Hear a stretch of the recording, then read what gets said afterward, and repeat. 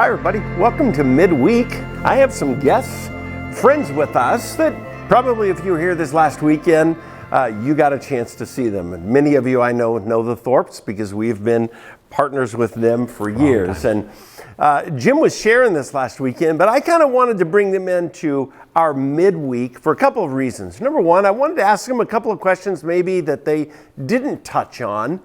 And number two, I have an ulterior motive. And I'll just tell you straight up what my ulterior motive is. The best recruiters in the world for people to go and serve internationally are people who have gone and served internationally. So Jim was talking about this last weekend, things that God is laying on their heart.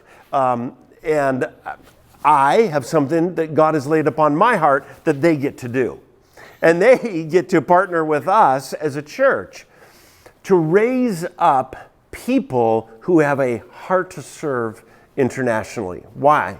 Because God has given us that vision to bring people to Christ across the street and around the world. We are a church for the city that reaches the world for Christ.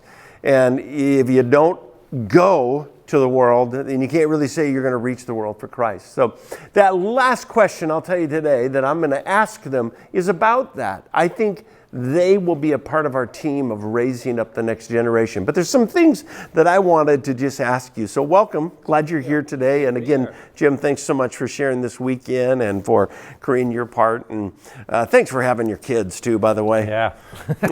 You're welcome. That was fun having them there. Oh my goodness. They are special folks. They really are. I know we don't use it as much as we used to. It's that word calling.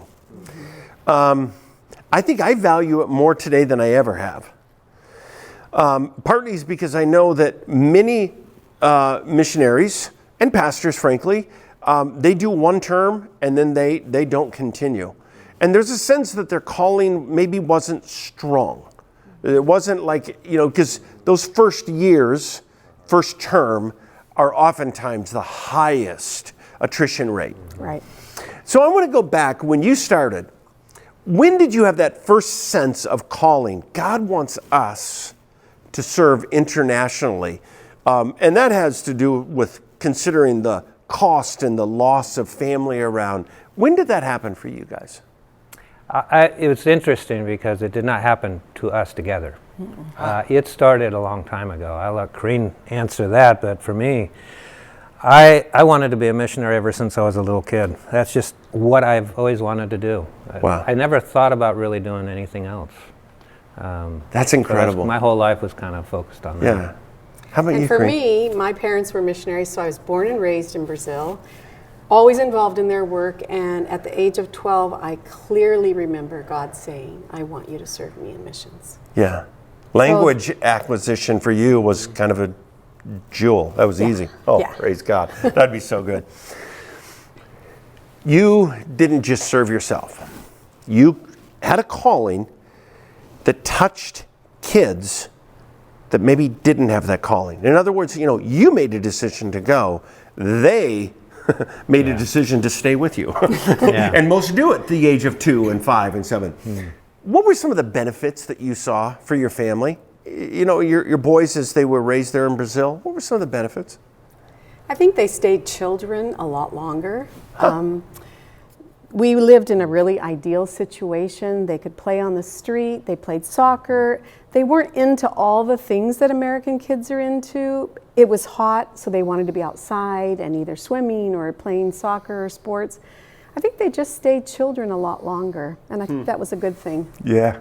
And I would add to that for almost any MK, having the opportunity to live in two cultures is huge. You learn another language, you learn the cultures, you learn some of the bad words of the other language, But just to be able, as kids, to enter into a culture, even much more than I could ever do, because I didn't grow up there. Yeah. And so it shaped them incredibly in who they are today. Leading into the challenge, what are some of the challenges? One of the languages that people use all the time about missionary kids, they call them third culture kids. Right. And that might have been one of the challenges. What do you see as some of the challenges that face families in particular that raise their kids in another culture, where they often, I think, wrestle with where's home? I know my wife has a dear, dear friend who was raised in Taiwan. And she said, at one level, I feel more at home at Taiwan, though I look more like people that I live next to in Indiana. That third culture is a challenge, actually, as they grow up. Right. What were some of the challenges that you guys faced? Certainly travel, Thanksgiving, everything, I would families. say the transition of going from one culture to the other, always kind of feeling out of place in there. We're in World Cup. It's a great time. We remember one time we were planning a trip home, had no idea that we had planned it right during World Cup. It was when Brazil was in the semifinals and in the finals, and in both games we were just in a place that was not fun to watch. And they were not happy. And they were not happy that we didn't stay in Brazil so they could see the World Cup with the and people run who on really the street understood. with the flag and cheer with their friends, and it's so that going back and forth was hard. Yeah. Especially coming back here trying to fit in with an American culture that they weren't comfortable with. I think also you lose your family, your grandparents, your cousins. You have to leave a lot of your stuff in this country. And for some of our kids, there was anger, that of the losses, and then eventually the joys. But that transition is a hard thing, and they don't speak the language when they first get there, and so it tickles the ears of the nationals, but it feels like you're being made fun of. Yeah. So, all those things that you struggle with. I would just add one thing, just education was another challenge. How do you educate children, especially third culture kids? Do you put them in, national schools? Do you do homeschooling? And Yeah. And some still today, great friends of ours in Mozambique. Their kids went away, part of their school. Right. And I can't fathom the our challenge. kids did in high school, of that. they went away. Yeah, and that has got to be one of the greatest challenges in the world. As you think back over your years, I know there's almost limitless things that bring joy to your heart. What are some of the things that you look back and I would even say that you feel proud of, that you feel delighted that God allowed you to be a part of?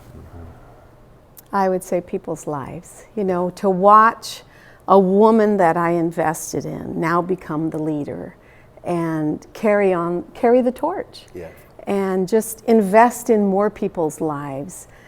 For me, it was all about the people, relationships, and just to watch those women grow from my investment in their lives and to see where they are today, to be able to go back and then sometimes to hear the words that I said to them when they were struggling, and now when I struggle, they say back to me, and it's like, hey, I don't know if I want to hear those things, But it's just so neat to see them grow and mature in their faith. Yeah.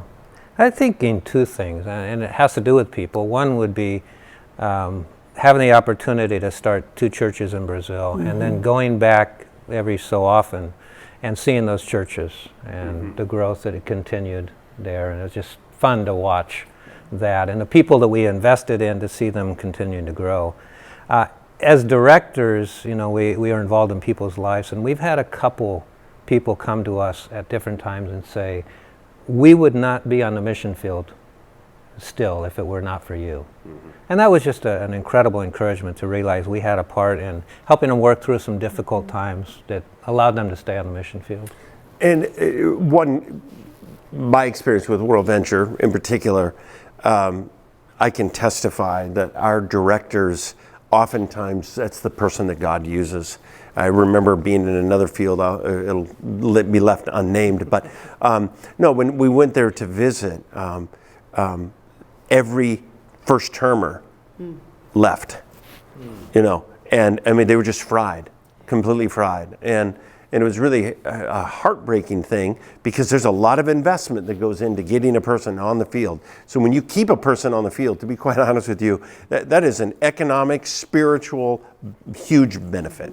Yeah. So you're sitting down with single, couple, doesn't matter, and they're processing, should we go? Is God calling us to serve? Now, this is one of my passions. Because there's nobody, and I believe this, there's nobody that is a better recruiter to missions than those who have served. You know, think, feel their questions and processes. What are some of the things you're going to look to say and kind of influence in our church of singles, married folks, maybe even late-termers who, you know what, they can retire early and they have some time available and they just like, man, I can go internationally and serve somewhere.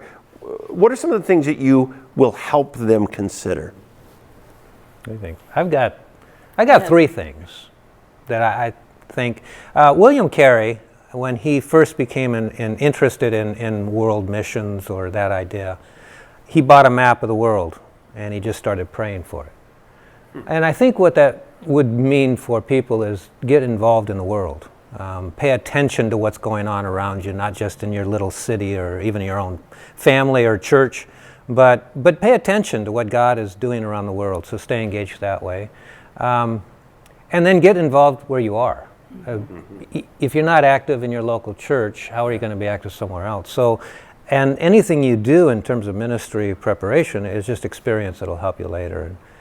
And the third thing I would say, and this is just, who are the kinds of people that God used, and they are teachable people. So it would be to really work to develop a teachable attitude. What can God teach me in this situation? What can the church teach me? What can other people teach me? But just being willing to be moldable.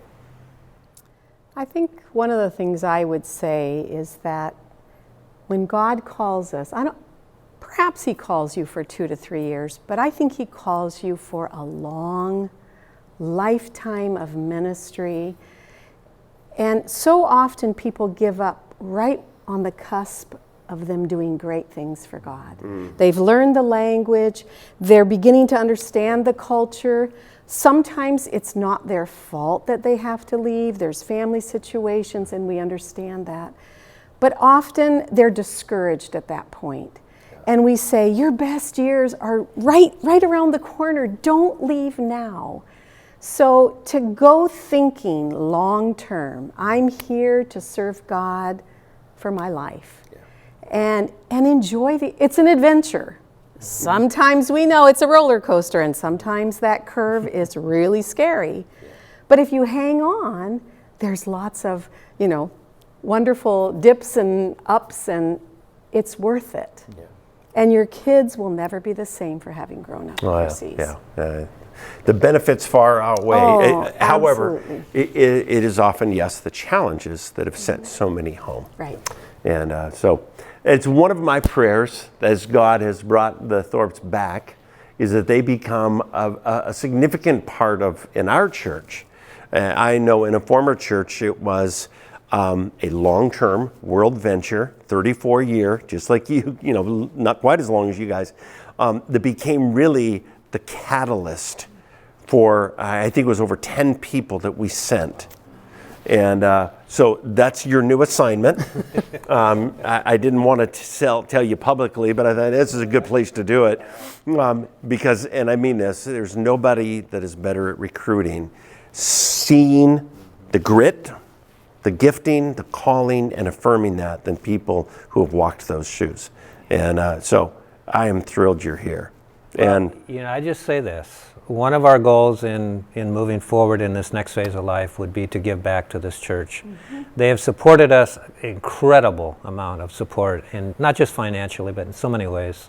So now we're here, we have time. What does God want us to do here to help the church? So that is, God loves you, and I have a wonderful plan for your life. There you go. Well, when I teach in Awana, I always try to insert a little bit of missions, because they're 3rd to 5th graders. Yeah. People like you with your hearts. I was just in chapel today at our school, and our music director, Carmen, has this incredible gift of worship and evangelism. And she introduced 2 kids today that just trusted Christ yesterday. Oh man, it was just like, and right there, they're sharing the gospel, their 2nd day of walking with Christ. And so it's people who have that heart and passion birth that, and I love it in you guys. Thanks so much. And again, Jim, thanks for sharing this weekend. You're welcome. This weekend, we're going to take a little turn and start a short series. We always do in the month of December on Christ, and this series is called What a Beautiful Name. I cannot wait for it. 3 weeks. It's going to be 2 weeks, and then Christmas Eve. And then a reminder, Christmas Eve we have 2 services, and Christmas Day we have 1 at 10 o'clock. And we're going to have something a little creative on that presentation of our message. So I look forward to that together, and can't wait to see you this weekend. God bless you. Have a great day.